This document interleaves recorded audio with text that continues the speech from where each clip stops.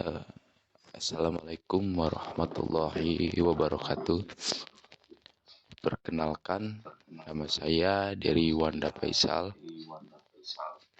dengan NIM 21010063 kelas TPB. Di sini saya akan menjelaskan mengenai persoalan atau soal-soal dari nomor 11 sampai nomor 15. Oke, mungkin langsung saja ke pertanyaan yang ke-11 atau yang pertama, yaitu sebutkan 4 komponen utama dari lumpur. Oke, yaitu yang pertama ada liquid, yang kedua kimia, yang ketiga inner solid, dan yang terakhir itu ada reaktif solid. Kenapa saya ngambil gambar ini? Karena di sini ada terdapat adanya mud dan sebagainya. Lalu selanjutnya itu yang ke-12 itu ada fungsi lumpur dalam mengangkat cutting ke permukaan.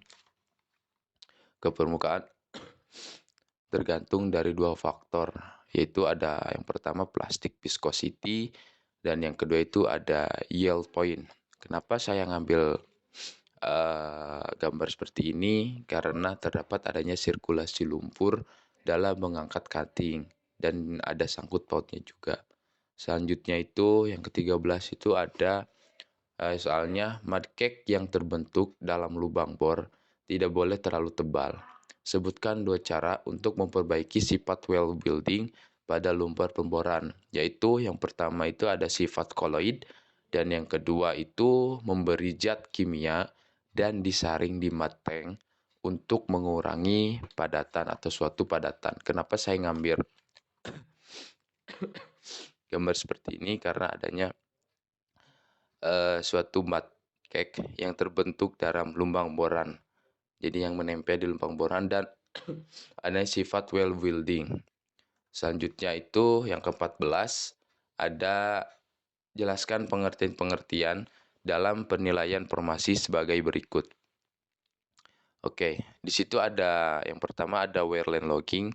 Kenapa saya ngambil itu? Karena itu adalah hasil data dari evaluasi formasi melalui komputer atau software.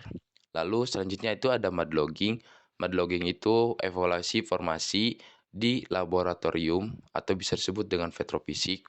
Dan itu ada satu gambar manusia yang berada di dalam laboratorium atau sedang mengevaluasi formasi. Lalu yang ketiga itu ada coring. Coring itu sampel batuan yang diambil dengan bit coring, dan ini ada satu kesatuan alatan untuk pengambilan suatu coring atau pengambilan batuan atau cutting dari bawah sumur pemboran ke permukaan. Lalu yang terakhir itu ada open hole logging, di mana open hole logging ini sebagai evaluasi formasi skala mikro atau dekat dengan lubang sumur pemboran. Dan ini ada 3 manusia gitu yang dekat dengan lubang sumur pemboran. Ini adalah satu gambaran. Next, dan yang terakhir ini soalnya jelaskan apa yang dimaksud dengan yang pertama itu freshwater mud. Kenapa saya mengambil sampel seperti itu atau gambar seperti itu? Karena fasa cairnya adalah air tawar. Nah, dan di sini tuh gambarnya itu adanya air tawar atau air jernih. Yang kedua itu ada kalsium mud.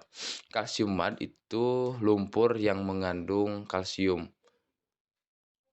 Dan ketiga itu ada oil based mud. Oil based mud itu lumpur berbahan dasar oil dan water atau minyak dan air. Dan juga minyak itu sebagai fasa kontinunya. Nah, dan yang terakhir itu ada gaseous drilling mud, di mana lumpur berbahan dasar oil atau nitrogen. Bila berbahan dasar gas atau udara, mekanis kerjanya itu dipompakan ke dalam anulus. Dan ini ada suatu gambaran-gambaran Di sini terdapat perbandingan oil based mud. Oil based mud itu sangat kental karena mengandung oil dan juga water. Dan ini gaseous drilling fluid itu kandungannya itu berupa gas ataupun udara atau bisa disebut dengan nitrogen. Dan ini freshwater mud. Freshwater mud itu berbahan dasar ya seperti air tawar pada umumnya. Mungkin itu. Oke. Mungkin sekian pemaparan hasil jawaban dari saya. Kurang lebihnya mohon maaf. Billahi taufiq wal hidayah. Wassalamualaikum warahmatullahi wabarakatuh.